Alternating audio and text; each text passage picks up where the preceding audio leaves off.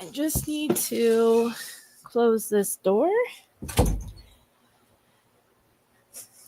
I forgot I made that intro. That's pretty cool, though. All right. So I wanted to do a series on this book that I received for my birthday / Christmas.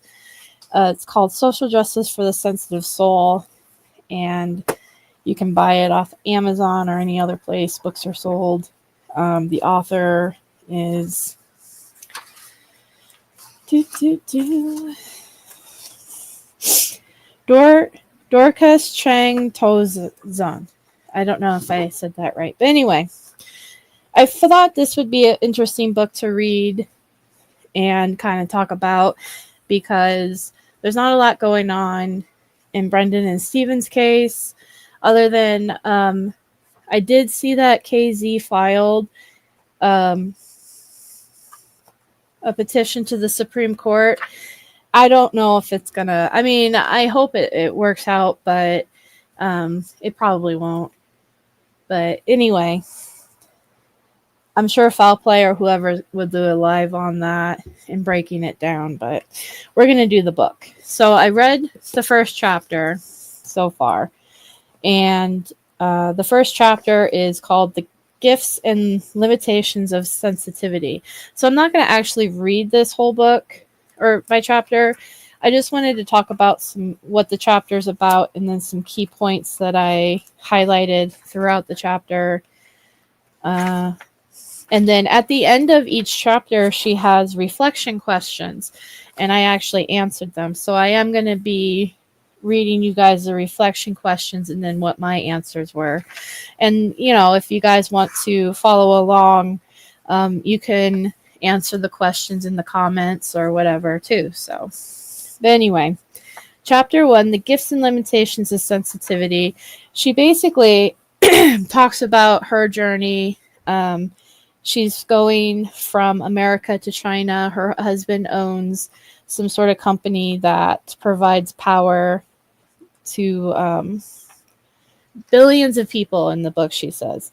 And while she's at the office to, I think, register something about foreign nationals on a quarterly basis, you register yourself. And she has a panic attack while there. And then she comes home afterwards.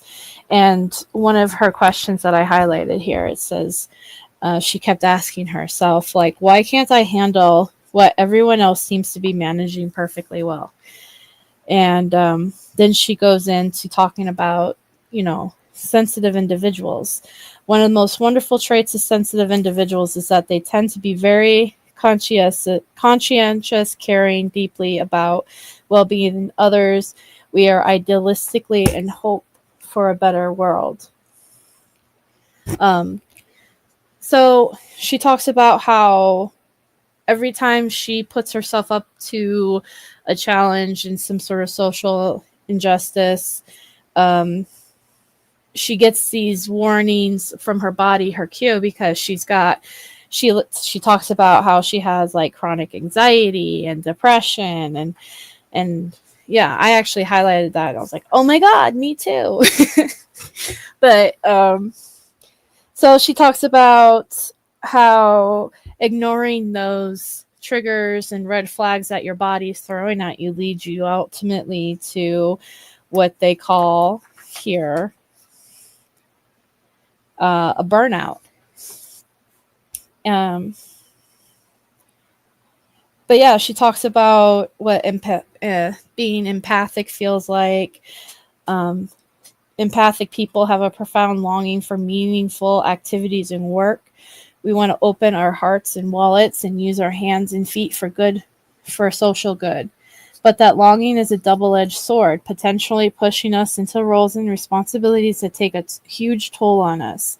To be a sensitive person whose heart beats for social justice is to be perpetually pulled between two poles. One side is our love for goodness and justice, for equality and inclusiveness, but drawing us in another direction in our more limited tolerance for stress, stimulation, our tendency towards melancholy. So basically, You at one point you want to go out there and save the world, but the other point is inside you want to stay home. You want peace, you want a structure, you don't want chaos, and a lot of this stuff brings you into chaos. Many things can begin to feel like just too much stress, too much noise, too much pressure, too much pain, too much conflict. And in the work of social justice, the stakes couldn't be higher. The outcome couldn't be more important. The opposing forces couldn't be more entrenched. And you can see why the risk of burnout, exhaustion, depression, anxiety would be extraordinarily high. So then she goes on to describe what burnout is, and it's actually a term. I guess it's a scientific term. It was coined in 1975 by a pioneer psychologist, Herbert Freudenberger, who has what he describes as 3 primary components: emotional exhaustion, depersonalization through depletion of empathy and caring, and the sense of futility, or the idea that nothing you can do can make a difference. So, yeah, that's pretty. I mean, that describes what my burnouts feel like when I get burnout. Because I feel like I'm in the middle of a burnout, to be honest with you guys. I think that's why I'm like really wanted to read this in a way, but yeah, no, it describes perfectly the kind of how I feel for a burnout. For sensitive individuals, burning out can feel like a disintegration of some of the most fundamental aspects of your identity, including your idealism, your emotional energy, and your deep connection to other people. It is disorienting and distressing. A serious episode of burnout may require months or years to recover from. I actually feel very validated when I read this part, because I think my burnt out started around the time Linda died. I think around, because there was so much happening. Linda got really sick, and then it happened so fast, and then she died. And then almost immediately after she died, I had a falling out. Like almost immediately. And that's been really hard and traumatic in a lot of ways, and still ongoing. And then it's just like, I think that burnout happened around, and I'm still kind of going through it. And a lot of me says it's been like over a year. You should be getting over this. But actually reading that it could take years to recover from a burnout makes me feel a little bit more better and validated that it's not. It's just like any other mental health condition. It doesn't just get better overnight, sort of thing. So it produces actual psychological changes, including a recalibration of the brain's alarm system, an increase in stress hormonal activity, and alterations in the system that filters relevant information from irrelevant. We now know that trauma compromises the brain area that communicates with the physical embodied feeling of being alive. To experience burnout is to harm your mind and body in serious ways. So, she goes on to talk about how she felt like she received burnout in China, the different ways that it affected her, like anger and frustrations at herself because she felt like she wasn't doing enough for the social justice that she was doing in China. She talks about her traumas in life in general. She says she has chronic anxiety, spiritual abuse, race and gender-based harassment. So because of her traumas, and then because she feels she's a sensitive and an empath, she feels things a lot more deeply than a neurotypical person would. I don't know if I relate to that, because I don't know. I don't, like I said before in the last live I did, that's actually got struck because I was playing music. So, but one of the things, like I said during that live, is I don't feel like I'm an empath. I don't know, honestly, to me, it feels like a fad word now that everyone says they're an empath. Just like everyone you don't like is a narcissist, right? Everyone's an empath. That's good. Everyone that's bad is a narcissist. And so, like, it's really hard for me now to be like, oh, yeah, I'm an empath, because everyone says they're an empath now. So it's kind of like, oh, okay, well, everyone can't be all the same thing, can they? I don't know. It's just like when people call somebody a narcissist nowadays, I roll my eyes because I'm like, everyone is a narcissist if you don't like them, right? Everyone's a narcissist. I mean, I even did that in the past. I'd call someone a narcissist, and it took a lot of reflection to be like, I don't know if they were a narcissist or we just didn't get along, and because of that I decided to call them that. That doesn't mean that they are one. You know, there are instances where people just don't get along, and the other person's a perfectly fine person, and they just didn't get along with me, and vice versa. You know, there's nothing, I'm not this horrible person just because I didn't get along with somebody else. Anyway, it's neither here nor there, but let's see. So she talks about that stuff, how her traumas and stuff affect her now, especially when dealing with burnout, and her feeling she's an empath, and how everyone experiences things differently. She talks about people like Greta Thunberg, and I'm going to slaughter this name, unfortunately, because Malala Yousafzai. I remember, this is the girl, she was like 15 or 16, and she got shot by the Taliban because she was speaking out about how she wanted education. And in the country she lived in, it was very much women were not allowed to receive an education because, and I don't want to mistalk about the situation or stereotype or anything, but like, I'm not sure if it was because that just happened to be the country she lived in, or if it was a religious preference.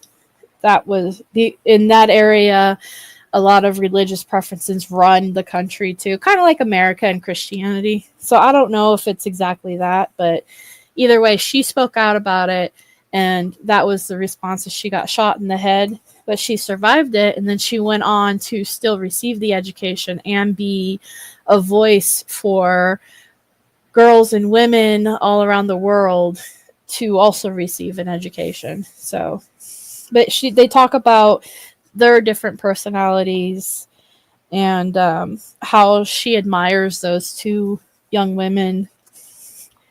And then she talks about let's see, advocacy, pushback, debates, call out, does not seem like.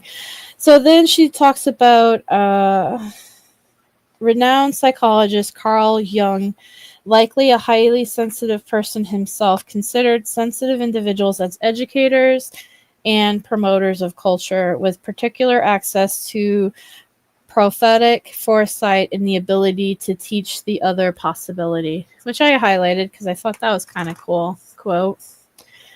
The way to come to tolerate and then enjoy being involved in the world, says Dr. Aaron, is being in the world, which I also thought was a really nice quote. But yeah, then she says maybe you don't have to be the one holding the megaphone at a protest or demanding justice at a press conference. Perhaps you'd rather not march through the offices of elected officials or argue in federal court on behalf of disenfranchised groups. You may not have the capacity to relocate overseas or to move to the slums. You may not want to phone bank or do door-to-door canvassing. Don't be discouraged. There are plenty of caring, talented people who are not highly sensitive or highly empathetic who can fill those roles. In the past century, the greatest, most impactful social movements have been made up of all types of people doing all kinds of different activities.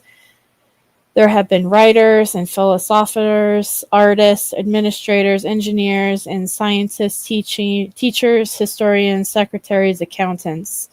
Social change has come about through kindness, friendship, data, technology, art, ideas, research, mentorship, dialogue, and more. No matter your particular flavor of sensitivity, there's a place for you to contribute in a unique and meaningful way. And that's basically the end of the chapter. It's very short. Now, the reflection questions. In the past, what type of social activist have you tried to be? How has that fit into your personality and your particular strengths and limitations? I wrote Wrongful Convictions and Freedom, Brendan Dassey. And then I wrote, I don't really know, to the second part.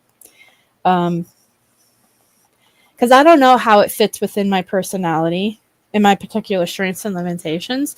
I guess how it fits is because it was easier for me to be on Twitter and to tweet to the governor and then, send letters and stuff. So I guess that would be my strength, is because I'm pretty good at doing that stuff.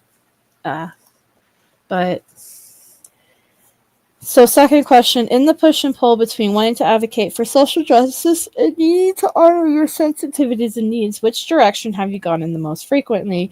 How has this affected you? And I said I mostly online using Twitter and YouTube. It has affected my mental health negatively, because that's the truth. So I feel more push and pull towards doing online with the Twitter and stuff, and it has not been good as far as my mental health.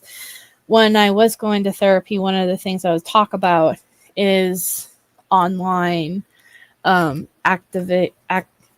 just social injustices and all that, and how I'm not cut out for it, and how to deal with it, and feeling like I need to be there to participate and to do it, like to tweet and all that, but not being able to handle it as far as a lot of the negativity that comes with it.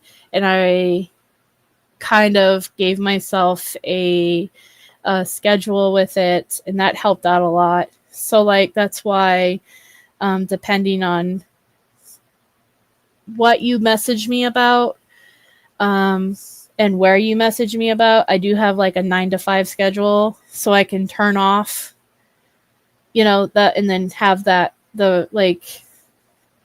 12 hours to not deal with it, because if it constantly was really affecting me negatively. So yeah. What social justice related activities have been the most challenging for you? How might that have been connected to your sensitivities, empathetic, and introverted nature? And I wrote, the rally, I get really bad anxiety and standing up to authority, and I'm very much introverted. So yeah, and I mean, that's the truth. I'm used to it now.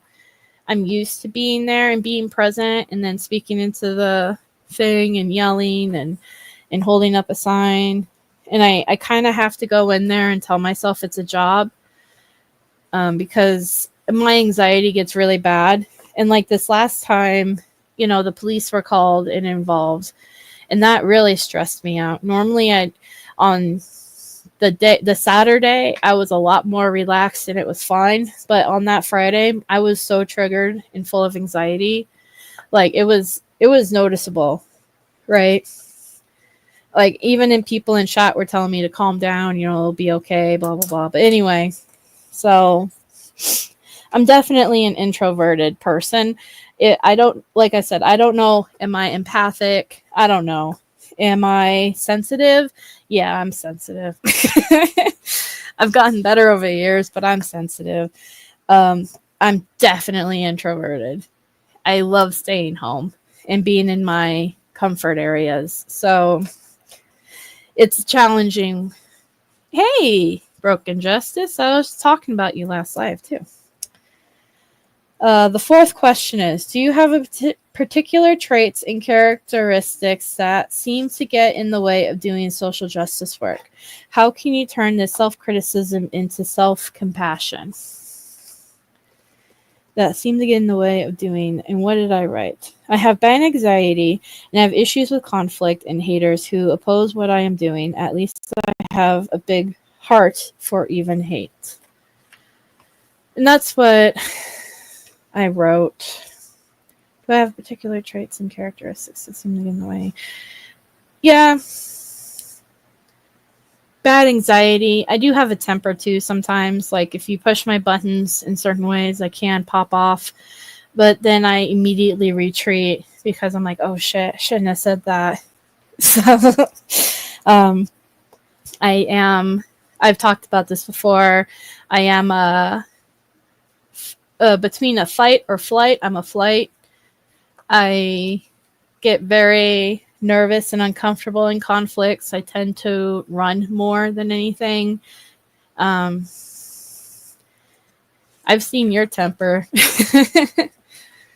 But yeah, so I've always admitted that, if my anxiety gets too bad, I've been known to deactivate social media accounts and all that and just try to pretend like it's not there. And I've been doing better over the years. Like I don't do it on Facebook. I've been doing it on Twitter. I'm probably not going back to Twitter because of all that.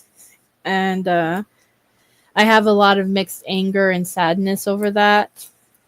But it's probably for the best I'm not over there. But so how could I turn this into a self-criticism into self-compassion? And that's the only thing I could say is that my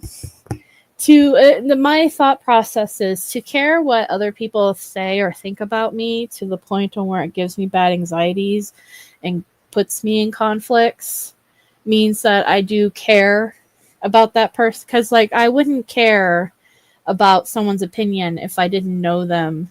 But if I know you and you give an opinion and it hurts me, then I react, that means that I care.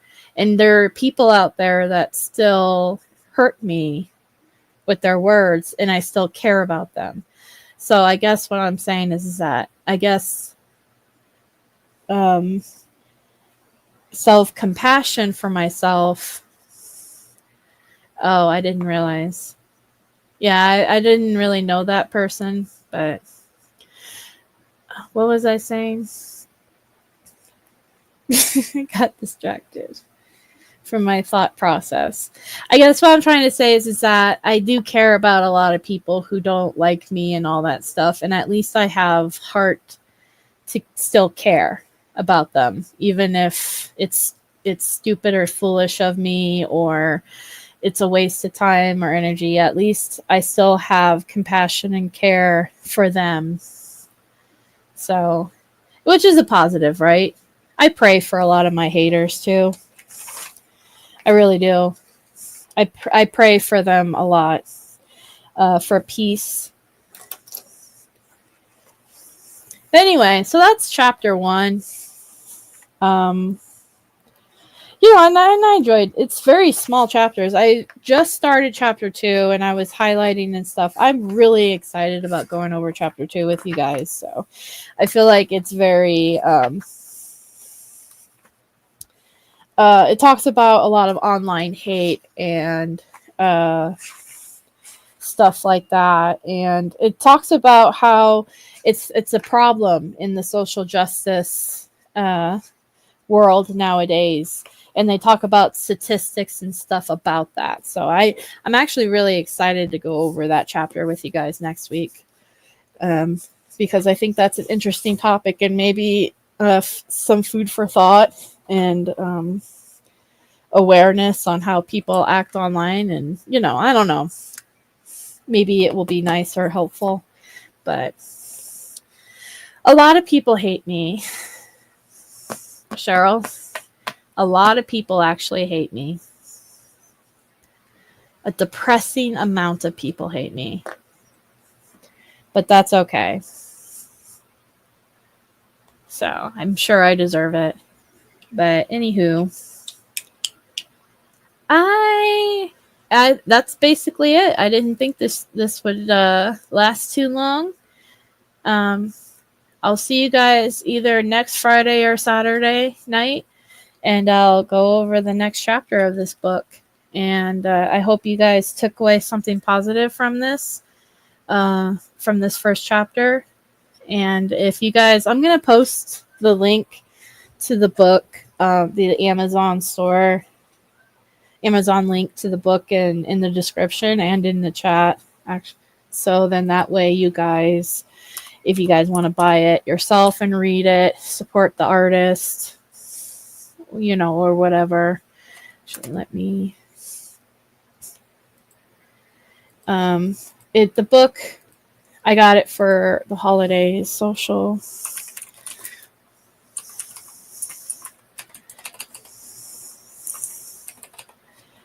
This for the sensitive soul.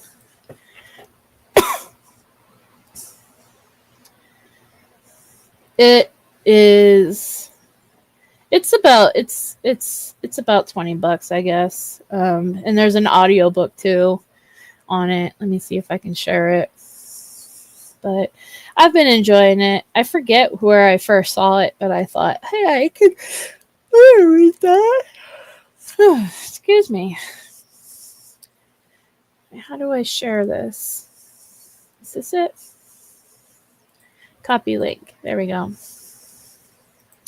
Yeah, I'll see you tomorrow night. That's the other thing is if you guys want to click on something to talk about with Broken Justice, me and her have been going live. That's the channel I was telling you guys about last time I went live.